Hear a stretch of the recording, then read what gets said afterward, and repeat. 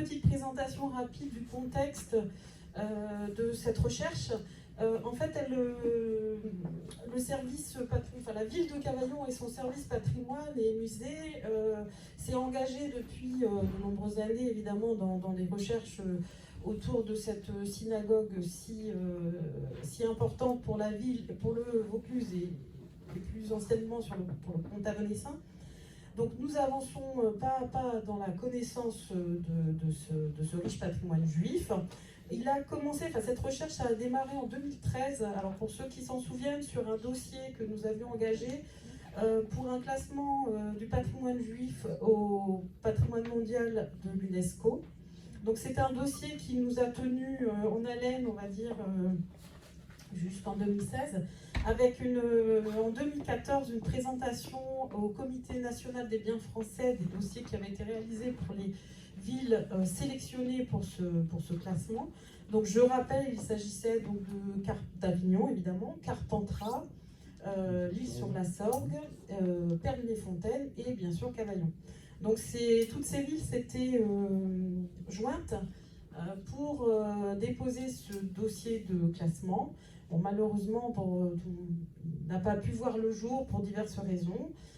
Cependant, en fait, ce qui nous a aidés, ce qui nous a motivés à continuer et à poursuivre toutes ces recherches, ce sont justement ces conclusions qui ont été faites par ce Comité national des biens français, proposant en fait à chacune des communes de continuer donc ces recherches, ces fouilles. Donc je vais rappeler évidemment ces fouilles qui ont été faites à la fois à Perles-les-Fontaines et à l'Île-sur-la-Sorgue. Nous avons la chance d'avoir Émilie Porcher parmi nous qui se cache, qui a donc réalisé ces fouilles l'année dernière. Non, c'est cette année à l'Île-sur-la-Sorgue.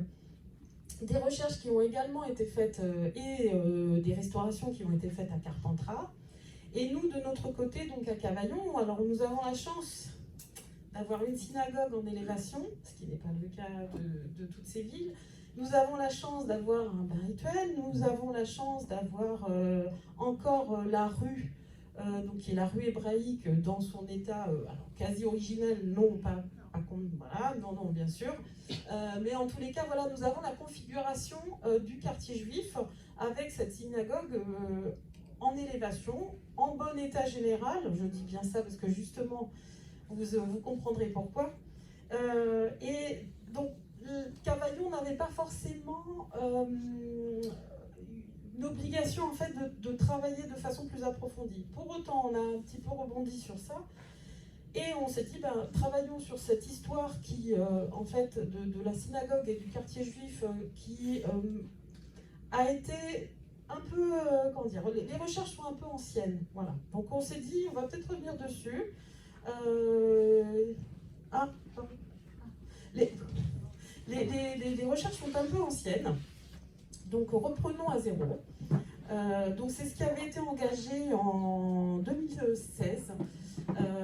J'avais demandé à une chercheuse, donc Isabelle Ravacordier, de travailler en fait sur les archives disponibles aux archives municipales, aux archives départementales et aux archives nationales. Donc elle avait bien fait une liste exhaustive de tous les documents existants et malheureusement ça n'a pas pu aboutir et il a fallu 2022 pour que nous passions à l'acte. C'est-à-dire que nous savions que dans ces archives, de nombreux documents très intéressants étaient disponibles, mais nous n'avions ni le temps ni le personnel disponible pour faire ces recherches. À l'occasion donc de travaux que la ville souhaiterait engager sur la synagogue, alors notamment sur sa toiture. Alors je sais, ça va vous paraître, la toiture est importante, donc et puis surtout, vous savez que le bâtiment est classé au titre des monuments historiques, donc ça nous oblige à déposer un dossier d'autorisation de travaux dans lequel en fait on a fait un diagnostic, mais aussi une étude patrimoniale. Donc cette étude patrimoniale, on l'a fait en amont. Donc on a profité de la disponibilité de Sophie Pio, puisqu'on lui a laissé 3 mois pour réaliser l'étude, pour pouvoir avoir cette étude patrimoniale prête pour les prochains travaux sur la synagogue. Je voulais aussi dire que donc, notre synagogue n'est pas oubliée, et notamment donc, tout ce patrimoine du comtat venaissin. J'ai amené quelques ouvrages pour vous indiquer qu'en fait on travaille de longue date sur un peu tous les sujets. Alors je vais revenir sur, en 2014, grâce à Monsieur Sadayan, qui est donc présent, pour ceux qui ne le connaissent pas, il est devant. Vous avez peut-être aussi suivi sa conférence c'était pas la semaine dernière, c'était le dimanche d'avant, oui, sur le cimetière juif de Cavaillon, donc dont ce petit ouvrage qui était sorti, qui est une mine d'informations pour nous et pour tout le monde en 2014. Donc suite à voilà, tout le monde a travaillé dessus. Un ouvrage aussi de Roselyne Anziani, alors qui est sur l'île sur la Sorgue, mais sachez que Roselyne Anziani, qui a beaucoup aidé Sophie Piot justement dans ses recherches, qui grâce à elle lui a permis de retrouver un document inédit, elle vous le présentera.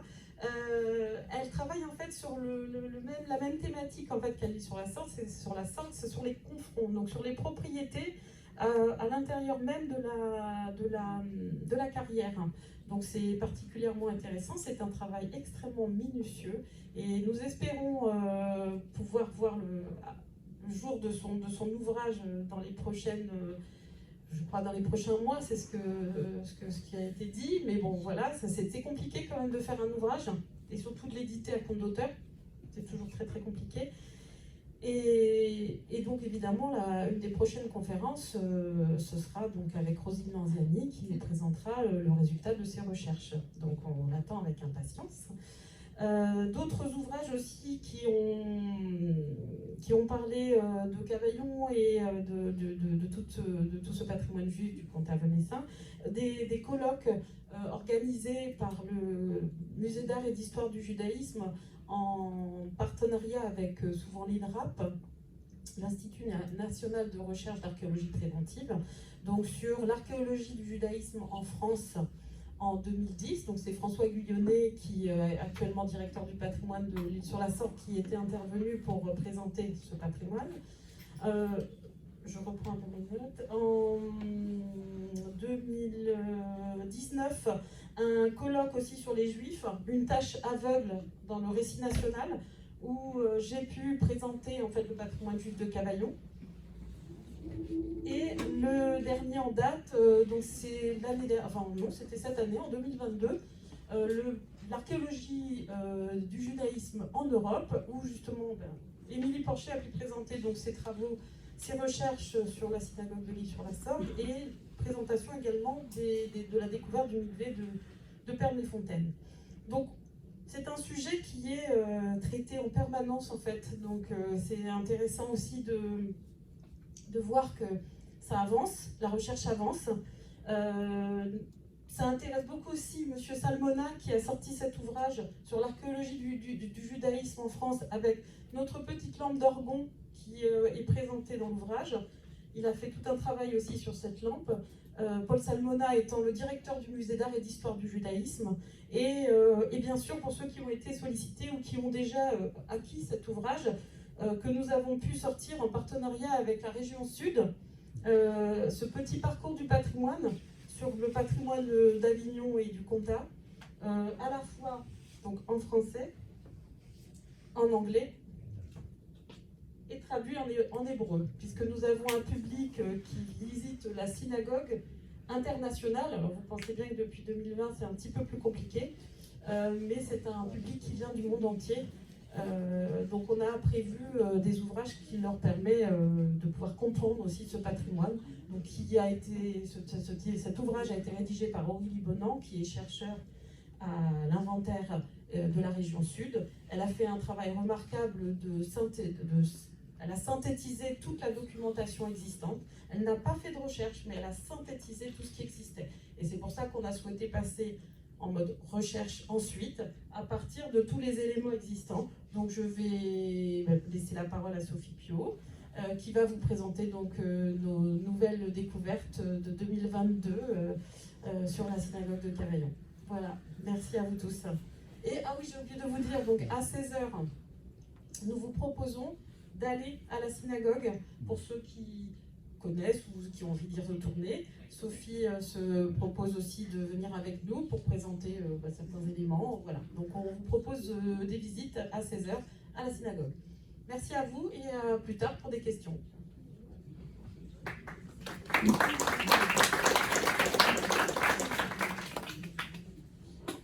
Alors bonjour à tous, je m'appelle Sophie Davriloupio, je suis historienne de l'architecture et en effet j'ai été missionnée pour réaliser une étude historique de la synagogue de Cavaillon dans un contexte qui a été très bien expliqué, je ne vais pas le réexpliquer, mais ce qui était intéressant de se dire c'est que on était en fait, concernant la synagogue de Cavaillon, on se basait sur des écrits et notamment les travaux d'André Dumoulin, qui du coup était vraiment un érudit très important, mais qui avait fait des recherches sur la synagogue en 1970.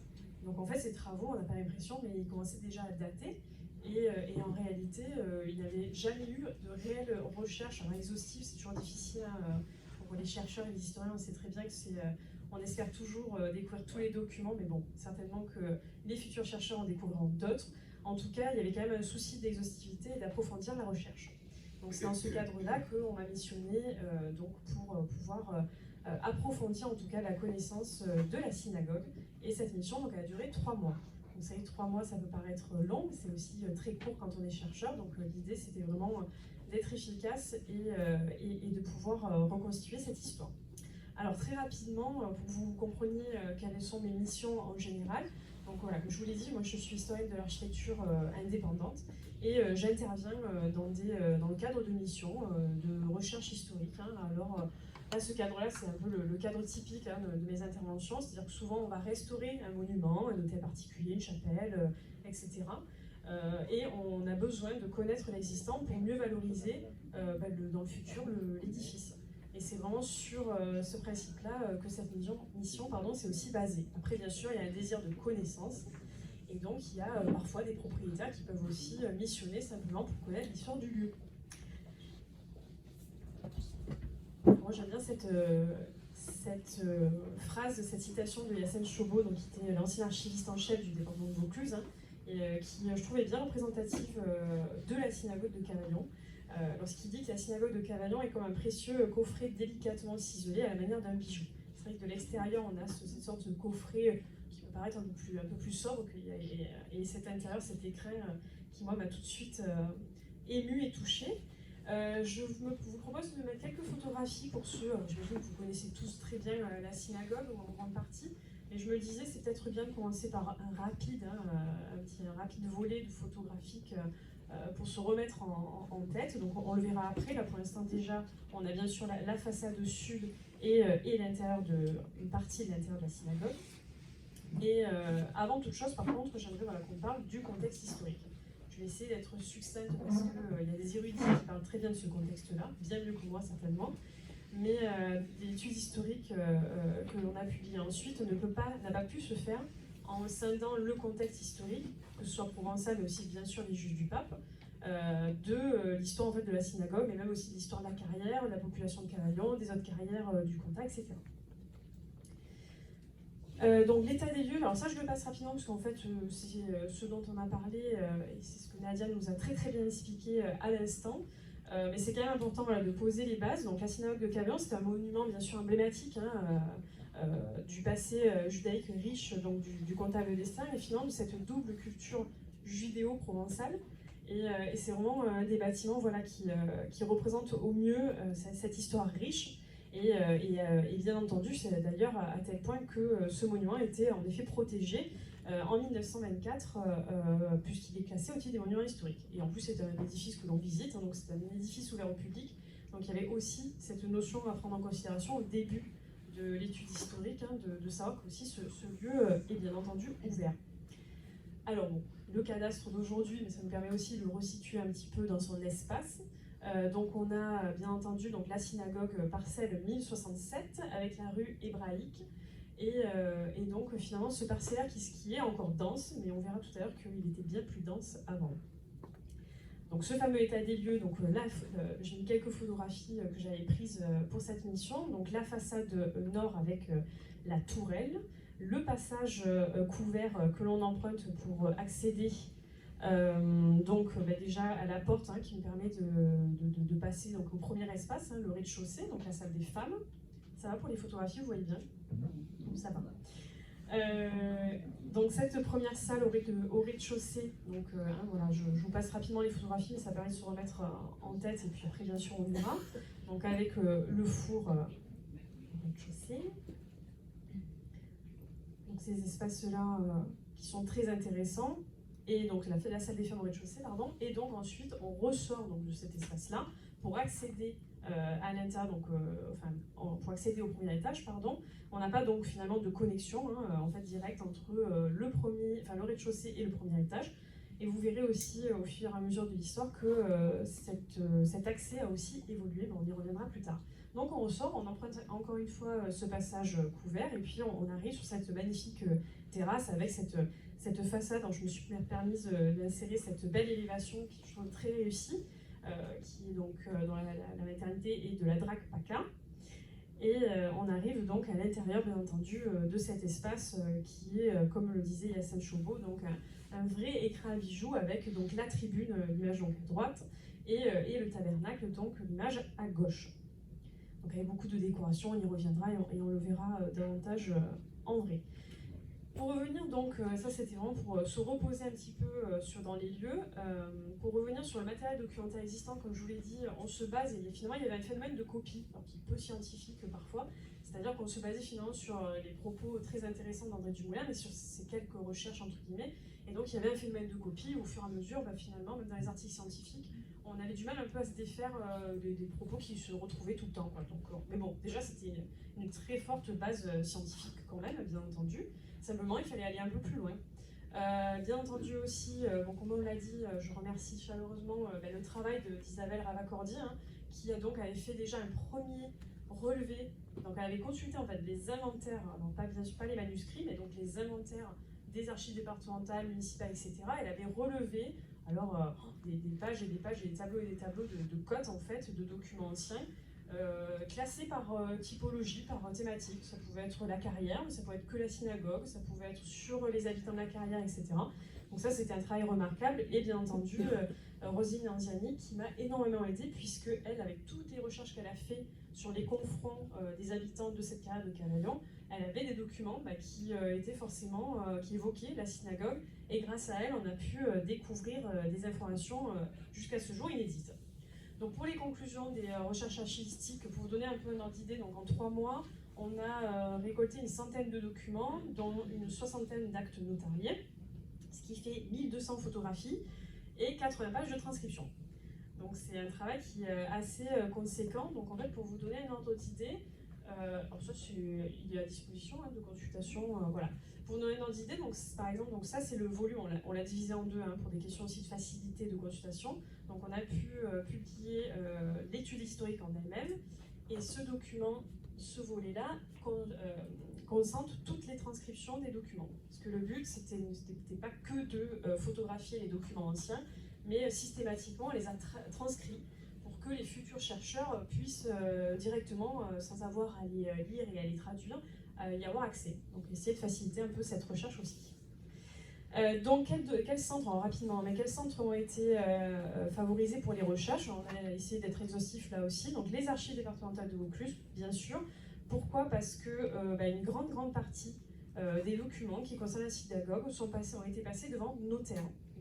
Donc les actes notariés et les archives notariées sont conservés aux archives départementales. Donc on va dire que les archives départementales de Vaucluse ont été une énorme source d'informations, et on y reviendra. Les archives municipales, bien sûr, surtout après 1790, concernant les délibérations communales, on évoque la synagogue, les travaux qui ont pu y être faits, etc. La DRAC PACA, du coup, comme c'est un monument qui est protégé, on avait quelques informations qui nous ont été transmises. Et bien entendu, on a mis à profit la médiathèque de l'architecture et du patrimoine, les archives de l'Alliance israélite universelle, les archives images. Alors malheureusement, ils avaient les mêmes documents que ce qu'on avait déjà, donc on a pu vraiment aller au bout en fait des recherches. Et on espérait que le consistoire de Marseille ait des informations. Ils avaient quelques documents qu'on avait déjà, mais malheureusement, en fait, ils nous ont appris que une grande partie des documents avaient été brûlés, voire spoilés. Donc en fait, bon, je ne reviendrai pas sur le débat, mais on va expliquer qu'il y a eu à un moment donné des vols de documents qui ont été revendus à des privés. Et voilà, donc il y a des parties de documents qui ont été quand même perdues, ça il faut en être conscient. Oui, alors les archives départementales de Bouches-du-Rhône, pourquoi je l'ai mis? Parce que en fait, la DRAC PACA a déposé voilà, ses archives à elle aux archives départementales des Bouches-du-Rhône. Ce qui n'est pas pratique parce que du coup, il fallait à Marseille, alors que c'est pas grave, ça c'est normal. Voilà, donc ça c'était un petit peu le contexte de la recherche. Donc là, on va vraiment rentrer dans le vif du sujet, donc le contexte judéo-comtadin. Alors très très rapidement, donc c'est vrai que les indices d'une première implantation juive ne fait pas forcément l'unanimité dans le sens où on a des vestiges archéologiques qui sont assez anciens, hein, dont certains remontent au 5e siècle, mais en même temps, dans les textes, on a des informations qui nous prouvent donc une implantation au 12e siècle. Alors ça, c'est souvent le cas. On a souvent des vestiges archéologiques qui sont beaucoup plus anciens et des textes qui l'évoquent de manière un peu plus tardive. Ça ne veut pas dire qu'il n'y avait pas d'implantation, simplement, si on se base sur les faits, on peut en tout cas poser ces informations-là. Ce qui nous intéresse, nous, c'est qu'on va partir donc, sur la Provence, hein, qui était à un moment donné donc, divisée en 3 parties. Donc, on avait le marquisat de Provence, on avait le comté de Forcalquier et le comté de Provence. Et nous, ce qui nous intéresse, c'est le marquisat de Provence. Pourquoi? Parce qu'en 1229, lors du traité de Mauparis, Raymond VII, comte de Toulouse, est obligé de céder ce territoire à la papauté. En réalité, cette cession ne sera effective qu'en 1274. Ce qu'il faut retenir, c'est qu'en 1274, on a le pape Grégoire X qui érige le marquisat de Provence en état pontifical, qui va devenir donc le comté venessin. Et en 1348, on a le pape Clément VI qui, lui, acquiert Avignon et qui va l'ériger en cité-État. Donc on en arrive à ce fameux comté venessin et cette cité-État d'Avignon. Pourquoi est-ce que je vous parle de ça? Parce que ces 2 territoires vont être très importants dans l'histoire donc des Juifs du pape. Parce que ce pouvoir en fait, pontifical va pratiquer une politique, on va dire, un petit peu originale vis-à-vis du peuple hébraïque, puisqu'il va y avoir une forme de tolérance. Alors attention, je vais y revenir après, mais une tolérance un petit peu vague, en leur garantissant en tout cas une liberté de culte et de résidence, entre guillemets. C'est pour cela que nombre en fait, de juifs qui ont été expulsés tout au long des siècles vont en partie, hein, pas totalement, mais vont en partie en tout cas venir occuper ce territoire. Alors bon, cette protection est assez, comment dire, voilà, il est à quand même remettre en question. Alors déjà, la question qui ne fait toujours pas l'unanimité aujourd'hui, en tout cas d'un point de vue des érudits et des scientifiques, c'est pourquoi finalement ces papes, quelles étaient les motivations derrière cette tolérance hébraïque. Alors, selon le travail de Carole Yankou, donc cette politique était finalement la conséquence d'une position doctrinale de l'Église. À la fois, le peuple hébraïque était témoin, hein, c'était le peuple témoin de l'existence du Christ, mais à la fois, ils avaient refusé de le suivre. Hein. Donc finalement, il y avait une forme d'ambiguïté dans leur tolérance. Ce qui est certain, c'est que, comme je vous disais, cette tolérance était en fait très très relative. Il va y avoir beaucoup de règles, beaucoup finalement de ségrégation hein, qu'ils vont subir. Et donc même s'il y a cette implantation et cette, comme je vous dis, tolérance, c'est quand même à remettre en question et à bien prendre en considération avec des pincettes. Notamment dès le Concile du Latran, donc en 1215, et au fil donc, de la papauté, on va voir qu'il va y avoir vraiment des mesures discriminatoires hein, qui vont être mises en place et qui vont vraiment créer une ségrégation du peuple hébraïque. À partir donc, de la bulle du pape Eugène IV, donc en 1442, déjà d'un point de vue de leur habitation, les habitats sont regroupés dans des quartiers déterminés, hein, qu'on appelle les carrières, ou juiveries, c'est ce que nous on retrouve souvent dans les documents d'archives. Hein. Donc la carrière de Carillon, par exemple, est créée en 1453, et à partir de 1624, ces carrières, on décide de ne les autoriser que dans 4 villes. Donc Guilly-sur-Assor, Cavaillon, Carpentras et Avignon. Donc il y avait plusieurs carrières dans plusieurs villes et à ce moment-là, donc en plus, on les réduit à 4 villes. Donc vous voyez, donc déjà il y a une ségrégation et une forme d'intolérance au niveau de l'habitat. Il y a aussi, alors ça bon, c'est une carte, alors elle n'est pas de très bonne qualité, mais ça permet quand même voilà, de voir un petit peu ce triangle donc, au sein du comtat et de l'état pontifical d'Avignon. Concernant le vêtement, donc, voilà, depuis le concile du Latran, donc hommes et femmes juifs devaient porter hein, la rouelle jaune hein, en toute occasion, mais comme elle a été facile entre guillemets à camoufler, en 1555, on force les hommes à porter donc, le chapeau jaune, hein, le capel en provençal, et les femmes une étoffe de la même couleur dans leur coiffe. Donc on a aussi une ségrégation au niveau du vêtement. Et enfin, bien sûr, on limite les libertés aussi d'un point de vue économique. Donc, interdiction de posséder des terres et des immeubles en dehors de la carrière. Donc, ils étaient quand même propriétaires de leur maison dans la carrière, mais en dehors, non. Et interdiction également de faire le commerce de marchandises neuves, ainsi que de denrées alimentaires et d'animaux. Donc ça, c'est important vraiment de comprendre ce contexte-là, parce que la synagogue fait partie de la carrière, elle fait partie aussi de la vie quotidienne de ses habitants, et on ne peut pas ne pas comprendre ça avant de comprendre la synagogue. Donc finalement, c'est une tolérance tout à fait relative, mais par contre, ce qui est intéressant, et c'est là où ça me fait aussi le lien avec notre synagogue, c'est quand même, il y a une forme d'autogouvernement de ces carrières, même si la liberté était quand même d'organisation concédée, devait être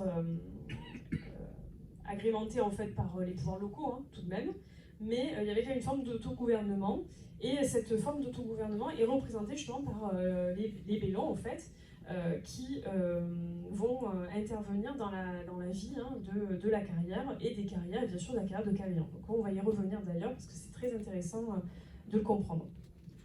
Si on fait un petit zoom aussi sur la carrière de Cavaillon, comme les autres, elle s'organisait autour d'une rue, donc la rue hébraïque aujourd'hui. Donc elle a été délimitée au sud par la rue Fabrici, qui est l'actuelle rue de la République, et à l'est et à l'ouest par des immeubles. Vous allez voir, je vais vous montrer une image du cadastre napoléonien. On va bien voir que c'était une rue qui était en fait très très dense d'un point de vue constructif. On avait beaucoup de population, surtout au gré des expulsions. Donc la population gonfle à un moment. Après, il y a des craintes d'expulsion, donc parfois, on verra ça plus tard, elle tend à diminuer. Mais en tout cas, petit à petit, quand même, il y a des moments où il y a beaucoup d'habitants dans cette carrière, mais on n'a pas tant de place, puisque c'est une rue en fait.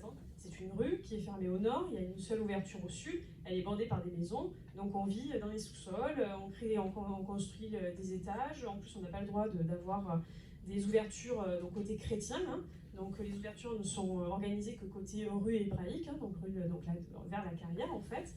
Donc c'est finalement une population qui va s'entasser avec bien entendu les problématiques sanitaires qui vont avec, et on va toujours plus avoir un tissu urbain très dense, et toujours plus en fait vivre dans des conditions assez compliquées. Donc voilà, là je vais vous remettre l'image du cadastre d'aujourd'hui, parce qu'on voit quand même la différence. Au niveau constructif, on voit aujourd'hui que c'est légèrement plus aéré, donc voilà, là on est sur, et encore on est sur le cadre du 19e siècle, on imagine que c'était encore différent avant. Et vous voyez bien là aujourd'hui, ne serait-ce que l'espace donc au sud de la synagogue qui est beaucoup plus aéré, puisque on a un espace non bâti entre guillemets. Et j'en reviens, du coup, vous voyez bien, déjà ne serait-ce qu'en vue, entre guillemets, aérienne, en vue de plan, à quel point voilà, on a une construction dense. Alors imaginez les rues avec donc peu de lumière aussi, parce qu'à partir du moment où on a des immeubles qui sont élevés, on a moins de lumière, etc. Donc on est quand même dans un contexte qui est assez particulier. La synagogue, donc maintenant qu'on a fait ce contexte-là, donc la synagogue, les rôles et les fonctions de cette synagogue, alors déjà, je remercie d'ailleurs Lucie qui est là parce que grâce à elle, elle m'a vraiment bien fait comprendre les rôles de la synagogue. Donc la synagogue, c'est donc un lieu de culte, mais elle n'est pas indispensable, et ça elle me l'a bien expliqué, en tant que bâtiment. Donc on va s'apercevoir, on verra plus tard, qu'en réalité, il suffit entre guillemets d'une assemblée de 10 hommes, avec bien entendu la Torah, donc qui était le seul finalement objet sacré réellement suffisant pour pouvoir entre guillemets avoir une synagogue. Donc ça va nous causer certaines difficultés, puisqu'on va se rendre compte après au fil des textes, avant que la synagogue soit vraiment établie, qu'il y a des moments en fait, où cette synagogue, on ne sait pas où est-ce qu'il était, puisque certainement qu'elle se passait, la réunion de ces hommes-là se passait dans des lieux de vie, certainement des maisons, des espaces en tout cas privés, et finalement, vu qu'on a besoin que d'une dizaine d'hommes et la Torah, en fait, on pouvait pratiquer le culte à n'importe quel endroit, dans la carrière bien entendu. Donc la synagogue en plus n'est pas que lieu de culte. D'ailleurs, nous dans les textes, on a trouvé régulièrement cité comme l'école de la juiverie. Donc on se rend bien compte qu'elle n'est pas qu'un lieu de culte, mais c'est aussi un lieu d'éducation, c'est aussi un lieu de réunion, c'est un lieu où on va prendre des décisions, des délibérations. Donc beaucoup de choses vont se passer finalement dans ce lieu de rassemblement, pas qu'au niveau cultuel. Pour vous donner aussi un idée, ce qui est intéressant, c'est que parmi tous les documents notariés que l'on a mis au jour, donc sur une soixantaine, il y en avait quand même une quinzaine où à la fin de l'acte notarié, le notaire notait que l'acte a été passé dans la synagogue. Donc c'est aussi finalement un lieu d'une certaine manière de transaction, et c'est assez important de le relever. D'ailleurs, l'organisation, en effet, elle-même de la synagogue suggère la multiplicité de ses fonctions. La salle des femmes au rez-de-chaussée avec la boulangerie et le four à pain, la salle de prière des hommes à l'étage, le mikvé, donc on en a parlé, les bains rituels qui sont situés à proximité. Donc finalement, on préférerait presque parler de complexe synagogal que de synagogue, mais bon, c'est un peu plus long à dire.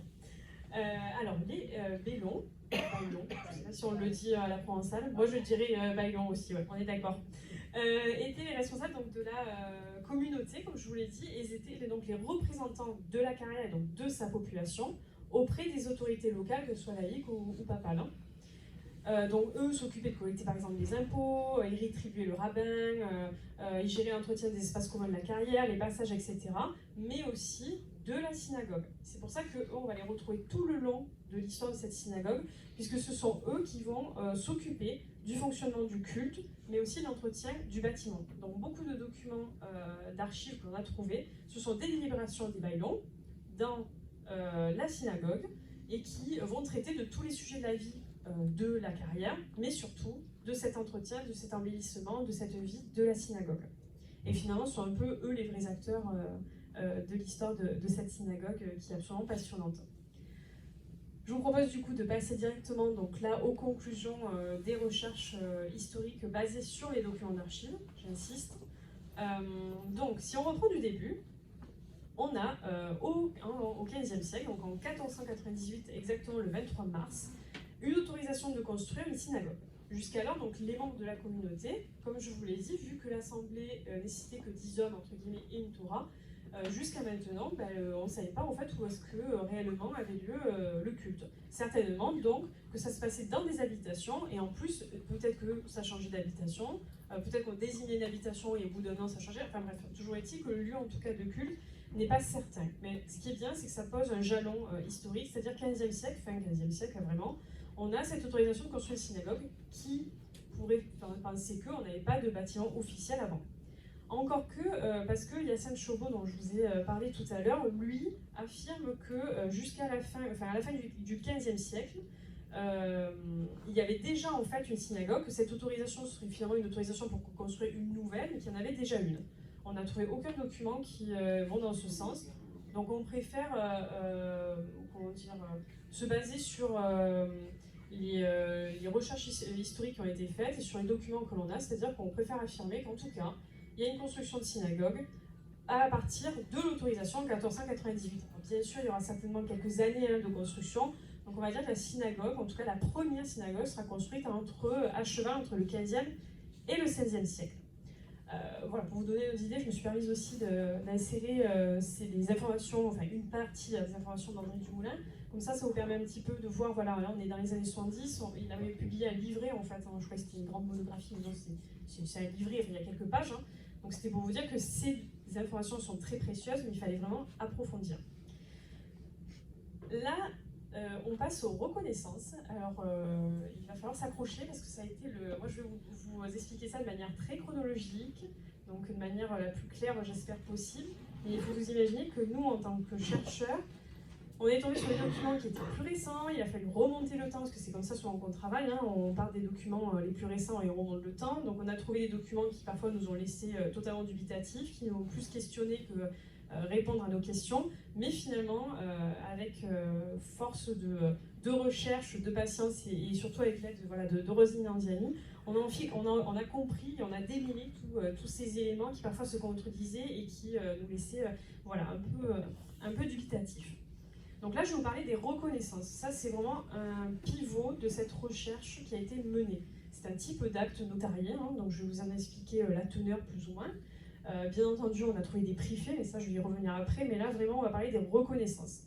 Les reconnaissances, donc, ce sont des actes qui n'éclairent pas l'architecture du bâtiment, ça malheureusement, mais qui ont été pourtant vraiment l'élément majeur de la compréhension et de la reconstitution de la synagogue depuis 1498 jusque presque à la Révolution, quoi.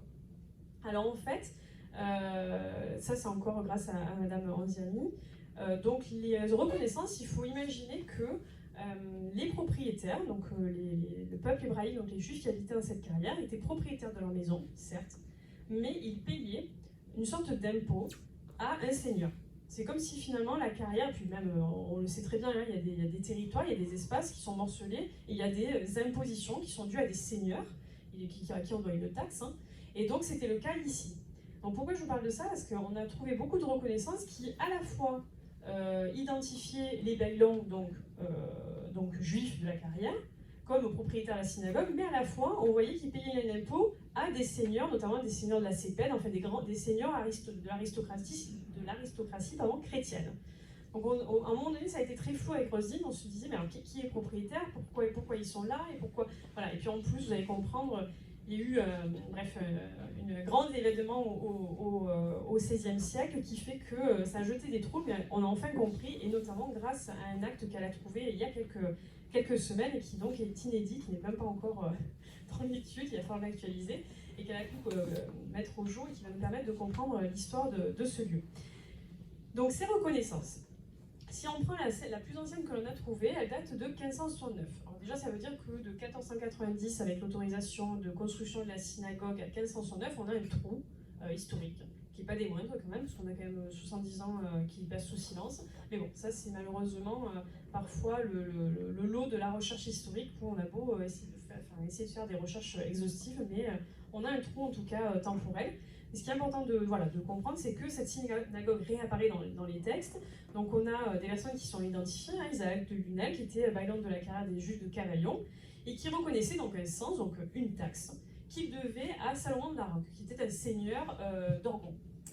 Donc ça nous prouve, ce document, que les Juifs de Cavaillon avaient donc bien toujours la synagogue, qui payaient une taxe à un seigneur, tout va très bien. Par contre, c'est là où on a eu cette difficulté, je vous l'ai mis en rouge parce que ça a été vraiment le nerf de la guerre, cette recherche. En 1570, le 20 octobre, on voit des Juifs de la carrière de Cavaillon qui vendent à un seigneur encore chrétien, hein, tous les meubles qui étaient dans la maison dite école des Juifs. On se dit, bon, d'accord, donc on vend des meubles, qu'est-ce qu'ils vont faire de ces synagogues? En 1599, à ce moment-là, on retrouve encore une reconnaissance qui évoque la synagogue autrefois ainsi appelée. Donc ça veut dire qu'elle n'était plus synagogue. Donc du coup, c'est tous ces documents dont jeté ce trouble-là, c'est-à-dire que la synagogue n'est plus propriété des Juifs à un moment donné, donc a priori autour de 1570, puis ils vendent les meubles, et certainement qu'ils ont déjà vendu la synagogue, ils vont la vendre, hein, et donc ils n'en sont plus propriétaires.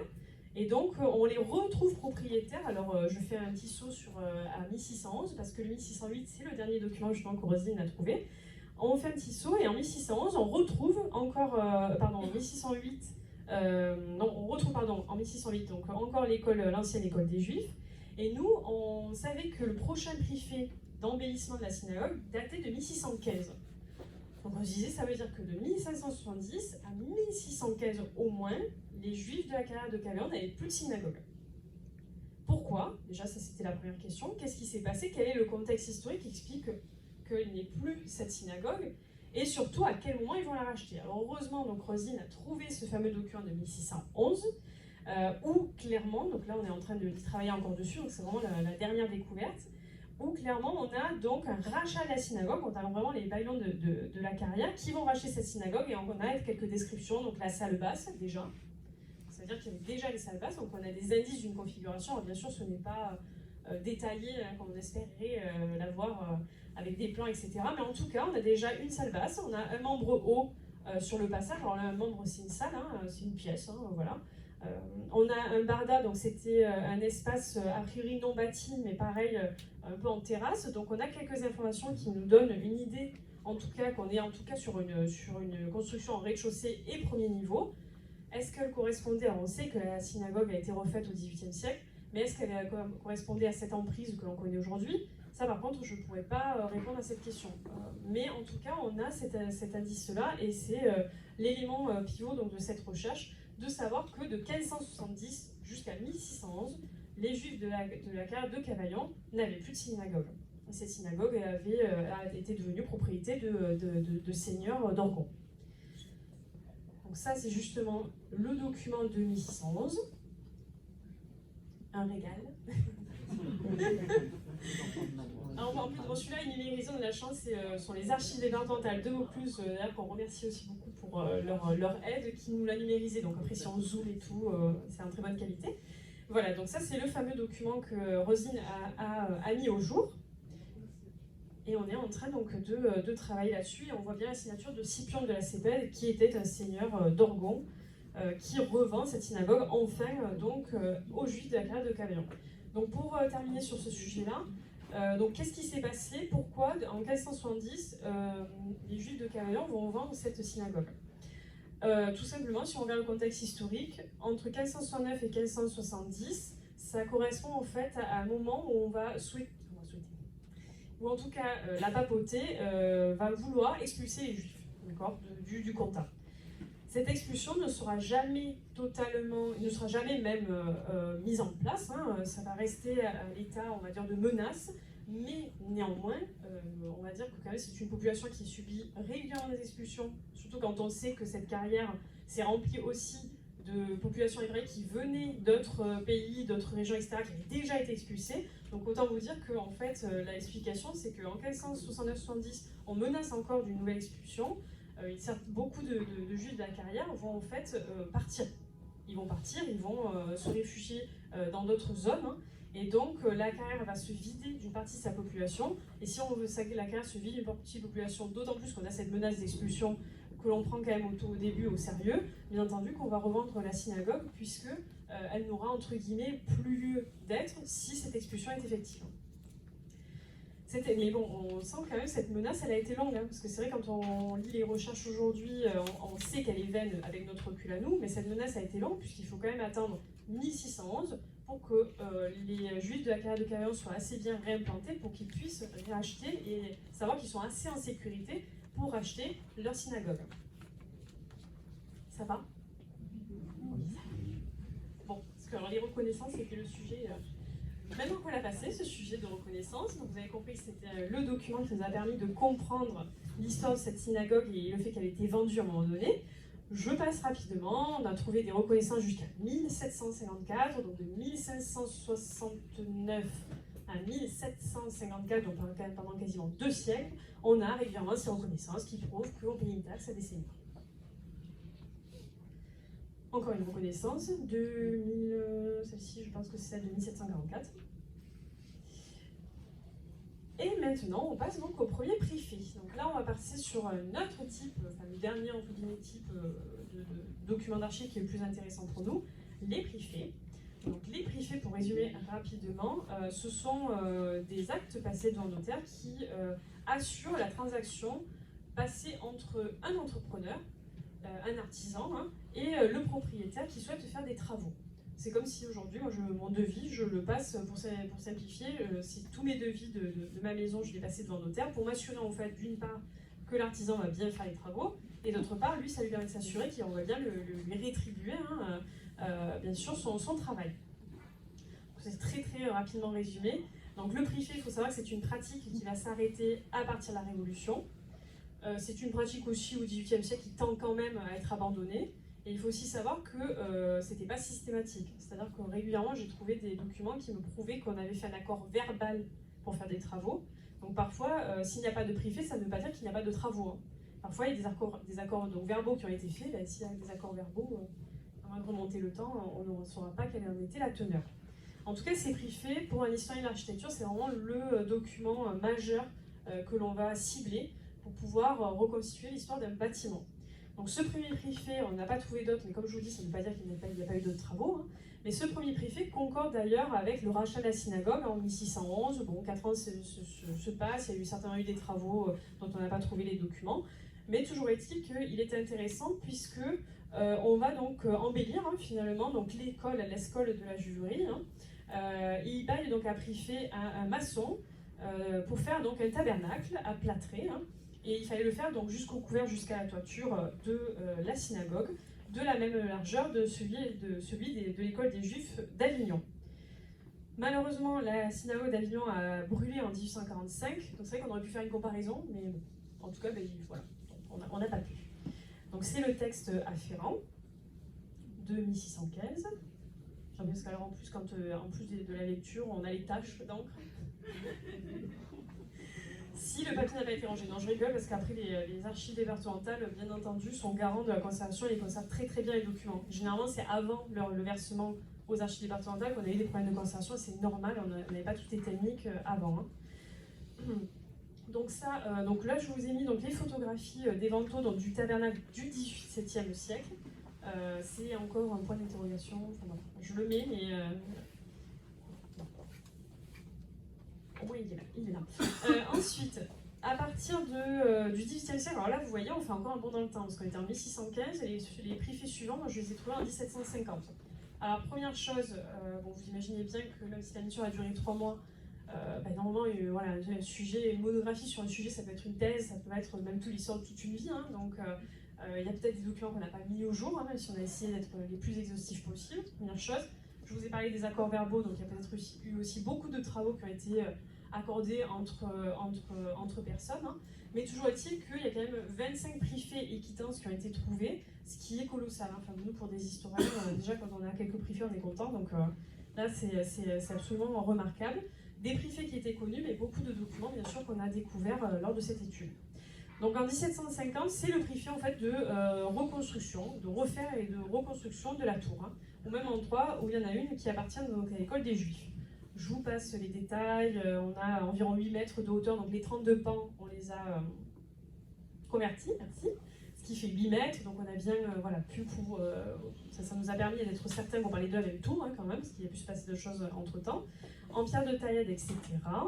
Et ce qui est intéressant, c'est qu'à ce moment-là, on avait un petit escalier, puisqu'on a 8 degrés, donc 8 marches de plâtre, qui permettaient de monter la tribune, certainement donc, au premier étage. Donc il y avait un petit escalier qui n'existe plus aujourd'hui.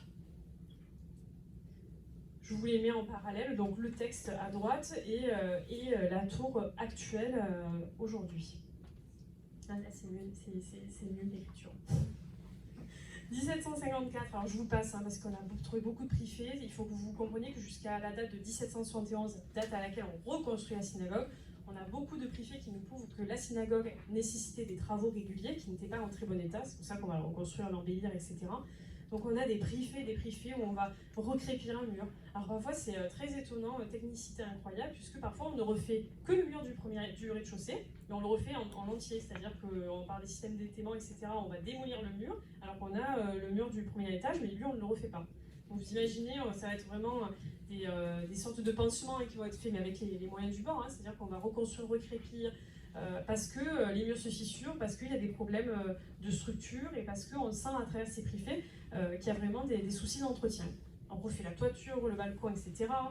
En 1759, on refait déjà la façade de la synagogue qui menaçait ruine. On trouve vraiment noté qu'il fallait bien étayer la toiture, mais aussi le plancher pour éviter que tout s'effondre. Donc vous imaginez les chantiers incroyables à cette période-là qu'on pouvait faire pour essayer d'améliorer cette synagogue.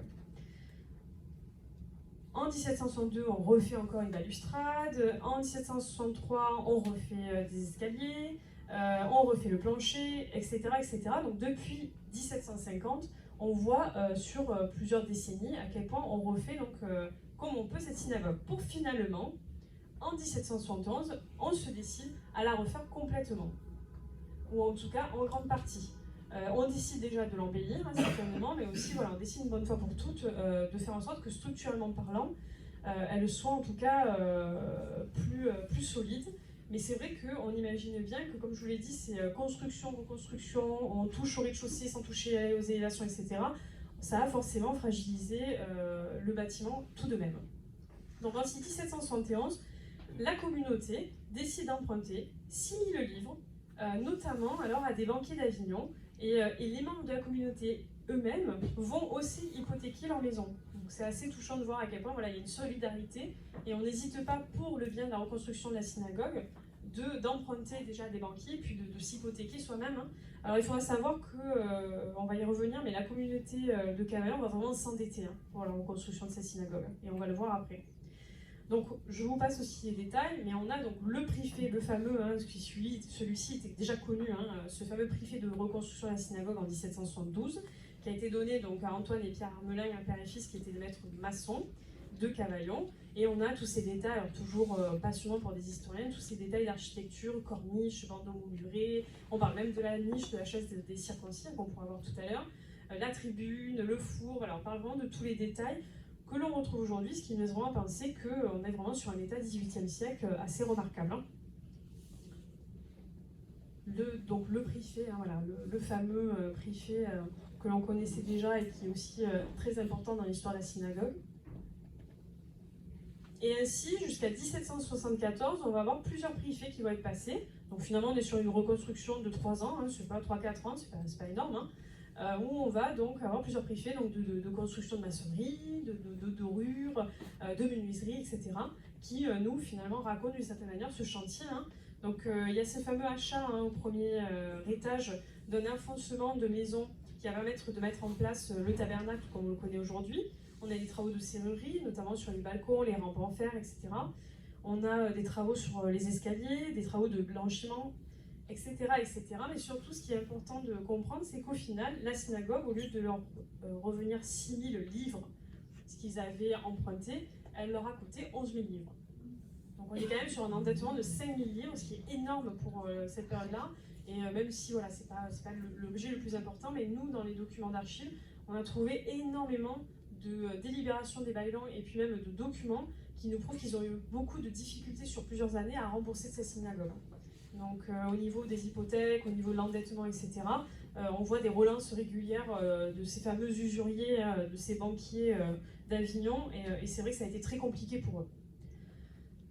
On a donc un temps finalement qui se passe, hein, on est quand même sur une dizaine d'années, et à partir de 1785, on recommence à avoir des petits travaux, voilà, des petits soucis. On sent que bon, déjà il faut blanchir hein, et réparer et fermer toutes les fentes du plafond et des murs. Donc on se dit qu'il y a ça a déjà un peu bougé hein, depuis 10 ans. Bon, après c'est de l'entretien aussi, hein, il faut s'imaginer que toute maison est entretenue. Mais voilà, il y a quand même des petits soucis encore de structure hein, qu'on retrouvera finalement tout au long des textes. On refait la cheminée. On fait aussi le barda, donc les grandes dalles en pierre hein, du rez-de-chaussée, mais on sent qu'il recommence à y avoir des petits soucis structurels. Pour terminer sur les documents majeurs jusqu'au XXIe siècle d'ailleurs, hein, donc après 1787, on passe directement à 1853. Alors vous voyez, c'est toujours l'écueil du travail d'historien, c'est que parfois on a des pages de lacunes et de silence des textes. Qui nous laisse parfois un petit peu dubitatif là aussi, et un peu frustré surtout. Mais bon, en tout cas, d'un point de vue scientifique, on se base quand même sur ce que l'on trouve. Donc ce qu'il faut savoir, c'est qu'en 1853, on démolit et on reconstruit le plafond. On crépit, on fait donc les génoises de la tour ronde, on refait les façades. Attention, on ne rebâtit pas les façades, on les restaure, du moins certainement qu'on les recrépit, etc. Là, on a pour la première fois la mention des 2 escaliers menant à la tribune, hein, donc ces 2 beaux escaliers que l'on va pouvoir voir tout à l'heure. Ça ne veut pas dire qu'ils n'existaient pas avant, simplement on ne les a pas mentionnés avant dans les textes. Mais en tout cas, c'est une bonne chose de les voir apparaître, vraiment cités comme tels. Et ce qui est intéressant, c'est que le 19e siècle, c'est assez touchant, parce qu'il y a une sorte de prise de conscience de la ville de Cavaillon, déjà. On n'est plus finalement que sur un patrimoine hébraïque hein, qui est entretenu en effet, etc. Mais on a déjà une prise de conscience parce qu'on se dit voilà, ce temple, il faut le restaurer, on va finalement devenir garant de sa restauration et on va aider à prendre soin de ce monument. Il y a vraiment une prise de conscience de l'importance de ce monument dans l'histoire de Cavaillon. Et ça, c'est important de le dire parce que c'est une sorte de tournant qui va s'opérer, on va le voir petit à petit au fil des décennies. En 1864, du coup, on refait la terrasse. On la restaure, en tout cas, certainement. Donc là, on est plutôt sur des documents mis au jour dans les archives municipales, puisqu'on est après Révolution et les documents n'étaient plus passés donc, devant notaire, pour ce qui nous intéresse ici. Et au XXe siècle, ce qui est très important de souligner, c'est qu'on déplace l'escalier d'accès au temple.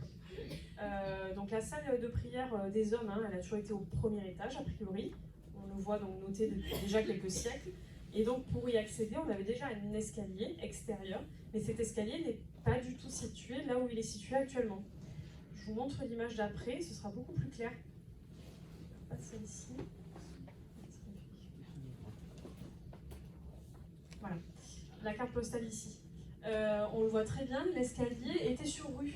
Donc alors déjà qu'on avait un tissu architectural et urbain très dense avec donc des maisons Voilà, vraiment un espace très très très dense. En plus, un passage donc, qui se faisait sous la synagogue. Ce passage en plus était entravé et amputé d'un espace puisqu'il y avait cet escalier qui coupait presque de moitié, quoi. Donc on passait donc, par le passage sous la synagogue, on accédait par l'escalier au premier étage, etc. Donc pour des questions de commodité, de salubrité, etc., la commune de Cavaillon décide également donc, de déplacer cet escalier pour le mettre là où il est aujourd'hui, hein, ce qui est beaucoup plus logique. En fait, il n'est plus dans le passage, il a amputé une partie, on va dire, d'une parcelle voisine, mais en tout cas, au moins, on arrive de manière parallèle à la terrasse et on n'empiète plus sur le domaine public. En 1906, alors ça je vous le mettrai à la fin pour le bonus, entre guillemets, on a un inventaire des biens de la synagogue de Cavaillon, donc ça c'est intéressant. Ce sont des meubles et puis surtout des objets liturgiques, hein. Mais c'est vrai que c'est une bonne connaissance de ce qu'il y avait à ce moment-là, en 1906, donc tout début 20e, dans cette synagogue. Et enfin, pour terminer, les principales dates qui ont jalonné l'histoire de cette synagogue de manière très récente. Bien sûr, en 1924, on a un classement des monuments historiques, donc là qui acte vraiment cette protection de ce bâtiment et le fait que c'est un bâtiment important, emblématique, ouvert en public ensuite en plus, donc très emblématique de la ville de Cavaillon et bien entendu de l'histoire du comtat et de l'histoire du pape, etc. Mais avec cette prise de conscience, comme je vous ai dit, au siècle précédent. En 1929-1930, on a quand même des travaux de restauration suivis et établis par Henri Naudet, qui était alors architecte en chef des monuments historiques. Donc c'était notamment remise en état de la toiture, on y revient. La charpente, les badigeons intérieurs, les enduits extérieurs, plafond, menuiserie, les panneaux bien sûr, cartouches en pierre, enfin voilà, on restaure de manière très générale et exhaustive la synagogue. Donc ça je vous l'ai montré, c'est le plan qui avait été mis au jour concernant le fait d'avoir déplacé ce fameux escalier. Et pour terminer, quelques dates voilà, qui sont quand même importantes de mettre en avant dans la compréhension du fait qu'on entretient toujours quand même, bien entendu, cette synagogue et que c'est un monument important à mettre en valeur. La remise en état donc, de la boulangerie, donc ça, tout ça, ce sont des documents qu'on a trouvés aux archives municipales, mais aussi aux archives départementales de Bouches-du-Rhône, puisque ce sont dans les dossiers d'archives de la DRAC qui ont été déposés. Donc, remise en état de la boulangerie afin d'y aménager donc, un musée judéo-chrétien. Donc, on a tous les documents qui... Ouh le lapsus. J'ai vu le... Ouais, c'est vrai. Judéo-comtadin, donc. 1959, donc c'est pardon, 1955, du coup, c'est aussi, ça nous permet, nous, d'avoir des documents. Alors, c'est vrai que c'est moins croustillant que nous, au préfet et les siècles précédents, certes, mais c'est vrai que quand on fait une étude historique d'un bâtiment, c'est important de le prendre en considération jusqu'à nos jours. Parce que ça aide aussi les architectes, ça aide aussi toute personne qui va intervenir et savoir ce qui a été fait, parce que parfois on se dit ah ça a été modifié il y a un siècle, mais non pas du tout en fait, ça a été modifié il y a 30 ans, mais sauf qu'au bout d'un moment on n'a plus les mémoires qui sont là, il faut aussi savoir tout ce que l'on a fait dans ce bâtiment jusqu'à maintenant, même si ça nous paraît moins intéressant, mais ça l'est énormément. Donc voilà, donc 1955 on a tout le dossier qui est conservé concernant cet aménagement du musée judéo-comtadin. 1959, on a eu des missives et des correspondances qui alertaient sur la chute de la gouttière de la synagogue. Finalement, on a toujours des problèmes d'infiltration et de toiture. 1961, encore une fois, c'est quand même 30 ans après, hein, donc il faut aussi se remettre dans le temps. Je vous présente ça comme ça, mais il y a quand même du temps qui s'est passé. Hein. Mais 1961, encore des réparations urgentes à faire, hein, et notamment des infiltrations des eaux de pluie le long des murs et qui ont abîmé le fauteuil d'église, qui était parti en restauration plus tard. Et d'ailleurs, un érudit, donc ça c'est ce que j'ai noté, avait relevé le décollement de l'abside à tel point que, a priori, le jour passé, alors l'abside en fait c'était la tour, hein, ils appelaient ça ainsi, c'était noté comme ça. En fait, on a compris que c'était la tour, et elle était à tel point lézardée que le jour passait. Vous imaginez voilà. Après, voilà, comme je vous ai dit, l'histoire de la synagogue et les réfections régulières depuis le XVIe siècle, en fait, font que forcément, il y a eu des désordres structurels qui sont là depuis quelques temps.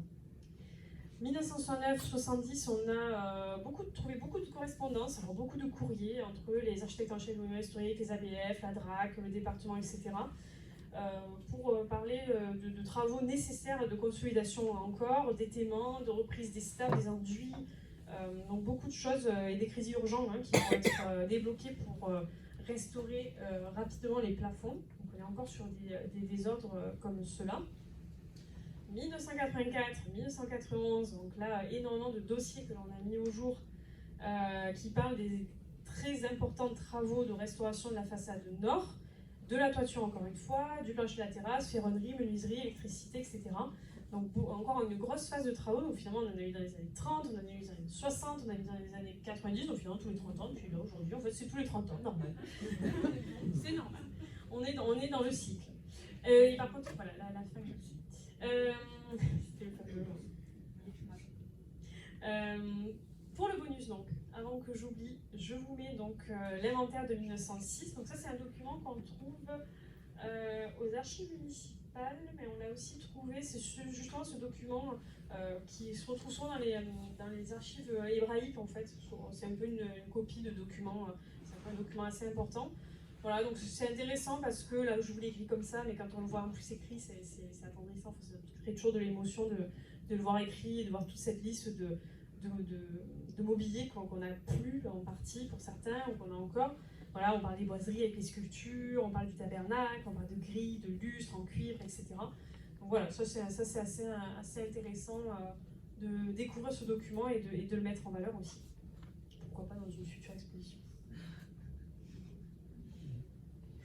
Donc pour conclure, après si vous avez des questions n'hésitez pas, mais pour conclure, donc déjà reconstituer bien sûr l'histoire de la synagogue, donc de ses origines, comme je vous ai dit, à ses plus récentes modifications, donc ça a été une expérience riche où on a pu donc approfondir et enfin aller plus loin dans les recherches archivistiques, je parle, parce que moi je ne suis pas archéologue, donc là c'était vraiment l'idée d'actualiser les recherches archivistiques, d'aller plus loin que ce qui avait été fait, de pouvoir actualiser le discours des années 70, donc d'André Dumoulin, qui était déjà une base, mais qu'il fallait nécessairement remettre au goût du jour, parce que les années 70, j'ai l'impression que c'était hier, mais ça fait quelques temps déjà. Et donc l'idée, voilà, ce contexte finalement de restauration de la toiture d'urgence, entre guillemets, finalement a permis de pouvoir mettre en place le cadre nécessaire à faire une étude historique de 3 mois et pouvoir actualiser tout ça. Finalement, donc, tout au long de la recherche, les transcriptions, l'analyse documentaire, etc., donc on a vraiment mesuré en travaillant sur la synagogue, l'importance de ce monument dans le contexte judéo-comtadin, puisque finalement la synagogue, comme vous avez compris, ce n'est pas qu'un lieu de culte, c'était une école, c'était un lieu d'assemblée, c'était un lieu de rassemblement, c'est là où on prenait des décisions, c'était finalement le cœur de la vie de cette carrière, et donc c'est important de ne pas la considérer que comme un lieu de culte, et c'est important aussi de la considérer comme un témoignage de ces pans de vie des carrières, de ce pan de vie de la population, des habitants, des familles juives bien sûr, des traditions, des usages culturels, mais aussi de cette double culture judéo-provençale qui fait la spécificité de ces juifs du pape et qui est vraiment emblématique de ce territoire.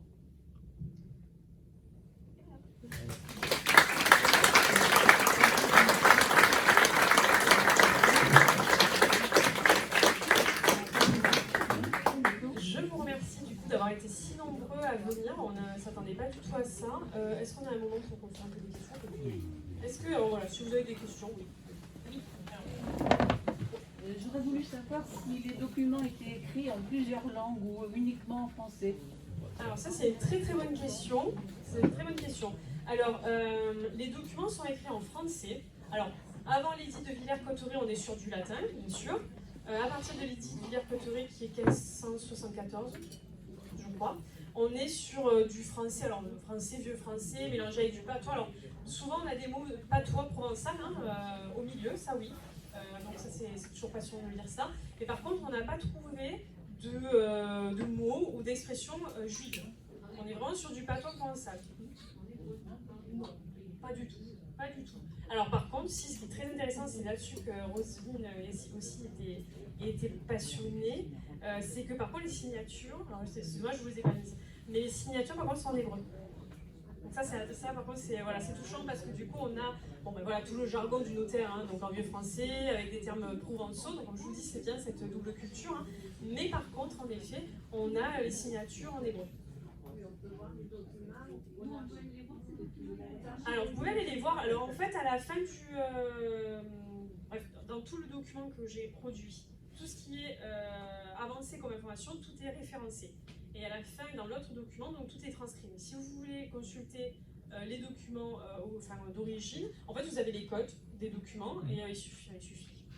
numéré, hein, mais enfin, voilà, il faut y aller. Non, c'est pas numéré. Non, c'est pas numéré. C'est numérisé. Non, on numérise généralement l'état civil, mais pas le reste. Voilà, donc mais oui, vous pouvez aller le consulter, bien sûr. Et ça, c'est voilà, c'est vraiment le côté passionnant, c'est ces signatures. Voilà, on est bon. Pour répondre à votre question. Depuis quand la synagogue n'a plus été. Quand est-ce qu'ils sont partis, les juifs qui habitaient là? À partir de. Alors, ça c'est une bonne question. Dans le sens, comment vous répondre de manière claire? Oui, donc il y a la question de la synagogue et la question de l'habitation, en fait, du peuplement de la carrière, c'est ça, hein? Ouais. Alors ça, c'est... Petit ou tous ensemble? Oui, voilà, c'est petit, oui, c'est petit à petit. Petit à petit, Oui, les derniers sont partis. c'était oui, c'était ça. Puis je ne sais pas si vous avez suivi, il y a cette famille Astruc, c'était une des dernières familles à habiter la carrière, qui nous a fait plusieurs dons à la synagogue, notamment à la coiffe qu'on a présentée aux Journées du patrimoine et qui est revenue restaurer.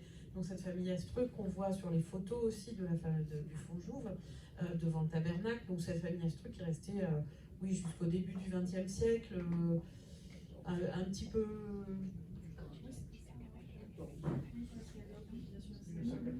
Oui, voilà, maximum 1914, même s'il y a ces travaux qui ont été demandés par l'association, puisqu'il y a eu la loi de séparation de l'Église et l'État, donc une association a été créée. Et cette association a été porteuse de la demande de classement en 1924 et elle a été aussi à l'initiative de cette, enfin, porteuse aussi des travaux en 29-30. Voilà. Mais pour autant, après, on a, en fait, il y a eu... Non, il n'y a plus de famille et il y a vraiment une désertification en fait des lieux et un abandon, oui, un vrai abandon en fait. Quand on récupère la synagogue par la commune, elle est en très mauvais état. Personne n'a fait l'entretien. Le 24 correspond au décès du dernier associé. Oui, voilà, en fait, il y a eu vraiment une volonté de classement et on peut enfin, ce classement en 1924 est assez remarquable. C'est ce que j'ai pu présenter lors du colloque à Paris au Musée d'art et d'histoire du judaïsme sur les juifs, une tâche aveugle dans le récit national. Puisqu'en fait, la thématique, c'était justement sur la carrière, sur la valorisation de la carrière.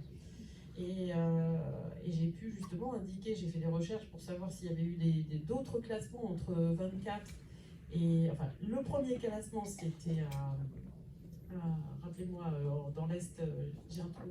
C'est juste des éléments en fait retrouvés dans une habitation.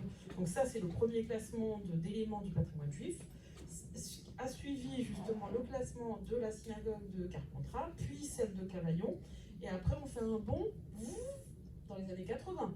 Il n'y a plus aucun classement autour du patrimoine juif entre 24 et années 80.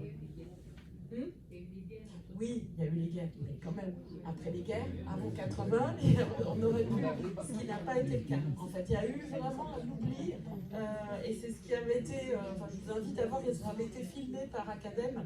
On a beaucoup parlé justement de cette absence dans les textes et dans les recherches de cette trace des Juifs dans le récit national. Et c'est vrai que ça, c'était vraiment ce qui ressortait. Il y a eu des oublis très régulièrement. Enfin là, j'ai un peu débordé. Est-ce que vous avez d'autres questions? Comment la propriété de la synagogue a été transmise à la commune? Par dévolution, en fait, par abandon. D'accord. Voilà, tout simplement. Oui. La loi l'autorise. Oui. Vous avez parlé des confronts dans la synagogue de l'Île-sur-Sorgue. Il y a à Cavaillon un confront particulier pour la synagogue, c'est le couvent des dominicains. Alors, je ne veux pas avoir l'air d'aborder un sujet, une question hors sujet, mais il s'avère qu'à Cavaillon, cet ensemble, couvent des dominicains, synagogue, ensemble juif, se trouve réunis dans ce que l'on appelle actuellement l'Uloville. Madame, un des précédents conservateurs de Cavaillon, Madame Grange, avait prévu un très grand projet faisant de cette île au jour une histoire de Cavaillon. Et à la lecture des articles parus récemment, soit dans les journaux, soit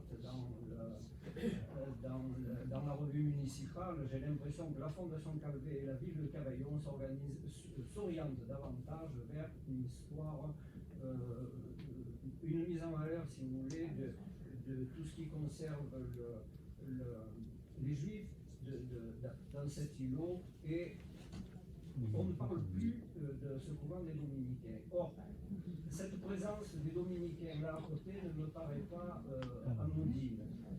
D'autre part, je pense qu'il ne faudrait pas couper l'histoire des Juifs de l'histoire de la ville elle-même. Ils ont déjà été isolés dans des carrières. Je voudrais pas, enfin je voudrais pas. Je pense qu'il ne faudrait pas couper leur histoire de l'histoire de la ville. Et c'est un peu ce que je redoute à l'heure actuelle. Avez-vous pu avoir accès aux... Je pense que les archives des Dominicains, c'est peut-être pas compliqué de les consulter, il n'y a peut-être pas grand-chose dedans concernant la communauté juive. Mais les confrontent toujours. Est-ce que les documents ne pourraient pas apporter des informations sur cette communauté juive? Je vais d'abord laisser Sophie répondre et puis moi je reprendrai sur les logements. Alors, sur les documents, c'est vrai que là aujourd'hui je vous ai fait une conférence vraiment axée sur la synagogue, mais dans l'étude historique que je vous invite du coup à lire, j'en parle bien entendu, puisqu'on a des documents qui parlent de ces confronts, hein, et il y a forcément un lien entre les deux. Donc le lien est fait dans le document historique que j'ai réalisé, puisque justement il y a des tensions qui vont apparaître entre le couvent et la synagogue. Le couvent, à un moment donné, va interdire que la synagogue soit plus haute que, et en même temps, donc c'est en 1500, j'ai plus la date, mais au 15e siècle, 16e siècle, je crois que c'est le 16e siècle, je vous redirai ça, il faut que je regarde dans la publication. J'ai un doute sur la date, mais on a des documents qui prouvent qu'à un moment donné, le couvent a demandé l'expulsion et le déplacement même de la synagogue, qui les importunait, la présence les importunait. Et donc voilà, le lien a été fait en fait dans l'étude, mais c'est vrai qu'aujourd'hui j'ai essayé d'éviter de m'éparpiller parce que je me connais. Mais en tout cas, ce lien a été fait et je suis tout à fait d'accord avec vous sur le fait que ce lien est nécessairement à faire avec Cavaillon. Il faut, comme vous dites, déjà qu'ils ont été réduits à une pauvre, entre guillemets, à une rue, en fait, à une petite rue. Donc évitons de les cantonner toujours à cette rue. Surtout que, donc historiquement, on sait que ils n'avaient pas droit de regard, enfin d'ouverture sur le monde chrétien, entre guillemets, enfin vraiment physiquement, on n'avait pas le droit d'ouvrir des fenêtres sur les autres rues, donc on était vraiment centré que là-dessus. Donc voilà, pour répondre à votre question, le lien a été fait, mais dans l'étude historique. Pour préciser, entre le couvent, dans l'actuelle cour de la maison juive, la cour est pas très grande, mais il y avait jusqu'au début du XIXe siècle un grand mur Bien sûr. qui fermait l'espace. L'espace au couchant, c'était les dominicains. L'espace au levant, c'était la carrière. Complètement. Et c'est lorsque les Jouves ont pu acquérir l'ensemble des bâtiments qu'ils ont démoli ce mur. Exactement, et c'est vrai que c'est bien de le replacer historiquement parce que même si aujourd'hui on essaie de faire le lien, il faut quand même garder à l'esprit, on le voit à travers les textes, qu'il y avait vraiment cette limitation et cette division nette entre le couvent et donc en fait l'espace chrétien et l'espace juif, quoi. Et ça il faut vraiment le garder en tête puisque comme je vous ai dit, dans l'étude historique, je vais regarder tout à l'heure, on a vraiment ce document où on a le couvent et les membres du couvent qui en fait veulent que la synagogue soit déplacée, ce qui ne la tolère pas à côté. Bon, Je vais profiter de vos questions pour faire un petit point sur le dossier Lojouve, parce que je sais que ça tient en haleine certains d'entre vous. Mais nous aussi. Donc l'étude patrimoniale du archivistique et archéologique du bâtiment a été... donc on a fait un appel d'offres et cet appel d'offres a été gagné par l'équipe de Renzo Wider, donc architecture et héritage. Dans son équipe, il y a des personnes qui vont faire des recherches, mais il y a aussi donc une archéologue qui s'appelle Heike Hansen, que certains d'entre vous connaissent, qui va justement faire toute cette recherche archéologique qui nous manque cruellement aussi. Ça, c'est vraiment un élément qui... Alors, nous, on a commencé par faire les études en archives parce que on va dire, c'est le premier pas vers de l'archéologie, ou en tous les cas de l'archéologie du bâti. Il y a une réelle nécessité sur ce site de comprendre son passé. Alors on a beaucoup de textes, notamment par les Jouves qui ont beaucoup écrit. On a plein de petits carnets où les Jouves ont écrit, on fait des petits croquis, ce qui nous permet de mieux comprendre parfois. Ils ont fait des recherches, donc ça c'est très important d'aller piocher en fait dans ce matériau. Évidemment, tout ça viendra être complété par l'analyse archéologique des élévations et, je l'espère, en partie, je dis bien en partie, du sol. Donc on a aussi ce MIGV, ce bain rituel qui est propriété de la Fondation Calvé, rappelons-le. Mais voilà, donc c'est un travail que nous faisons en commun. Je pense que vous aviez tous suivi que nous avons passé plusieurs conventions avec la Fondation Calvé, la ville de Cavaillon et la Fondation Calvé pour la réalisation et pour la mise en œuvre de ce projet qui tient à cœur à la fois à la Fondation et à la ville. Pour l'instant, nous avons aussi, vous le savez, des collections à déplacer, donc ça c'est un gros morceau. Monsieur Provoyeur qui se cache est aussi présent, donc nous travaillons ensemble sur ce projet avec donc l'équipe dirigeante de la Fondation Calvé, donc Monsieur Bernard Gamel qui est vice-président. Donc il y a un gros travail qui a été engagé depuis. On avait commencé avant le Covid, on s'est arrêté, on a repris de façon efficace avec justement le lancement des appels d'offres. Donc des appels d'offres qui ont été gagnés donc au mois de juillet pour l'équipe de Renzo Vider. Ils ont commencé à travailler. Donc on va pouvoir vous tenir au courant au fur et à mesure, même si là il y a un petit frein qui va venir un tout petit peu retarder l'avancée du chantier pour des questions de traitement à l'intérieur du bâtiment. Mais j'espère qu'on pourra vous faire un petit topo, un petit état des lieux dans quelques mois, vous tenir au courant de l'avancée du projet, parce que je sais que vraiment il tient à cœur à tout le monde, mais à nous aussi, parce que voilà, on est un peu à l'étroit, le musée juif comtadin est un peu à l'étroit dans la synagogue, on a pu aménager quelques vitrines, mais c'est totalement inadapté pour la présentation des œuvres. Ça nous oblige à faire un choix des œuvres à présenter, puisqu'en fait on n'a absolument pas la place d'en présenter. On en a 500 en réserve, donc nos réserves sont bien organisées, tous les objets sont restaurés, mais malheureusement nous ne pouvons pas vous présenter ces 500 objets, même s'il y a des choses qui ne sont pas forcément intéressantes, hein, mais on essaie régulièrement de vous présenter au moins les pièces les plus importantes de la collection, tout en laissant aussi évidemment notre magnifique lampe d'orgon que le monde entier vient voir dans sa petite vitrine. Réellement, c'est vrai que les gens sont extrêmement demandeurs de cette lampe d'orgon qui n'est peut-être pas comme Émilie avait fait une belle recherche à l'époque quand elle travaillait à Cavaillon sur justement cette lampe d'orgon qu'elle a datée de par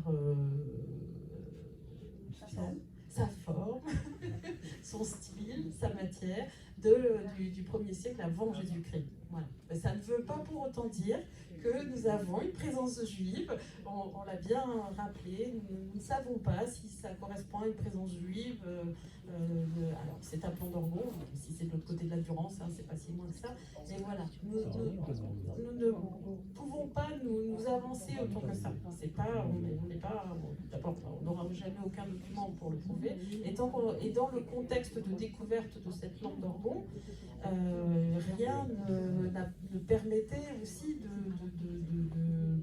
de dire qu'il y avait d'autres objets juifs en fait, c'était le seul et unique. Donc comme c'est une lampe pour s'éclairer. Voilà, donc ça reste un mystère qui sera peut-être éclairci, mais pour l'instant nous ne pouvons pas dire que c'est une présence juive du 1er siècle avant Jésus-Christ au territoire. Voilà. Est-ce que vous avez d'autres questions? Oui.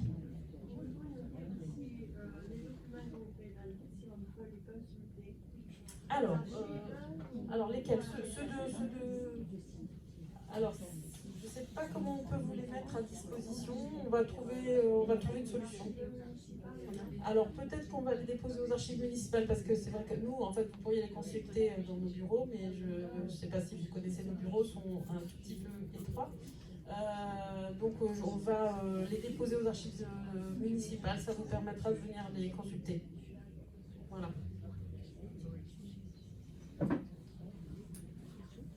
Si vous n'avez plus de questions, je pense qu'on va pouvoir aller à la synagogue pour ceux qui le souhaitent.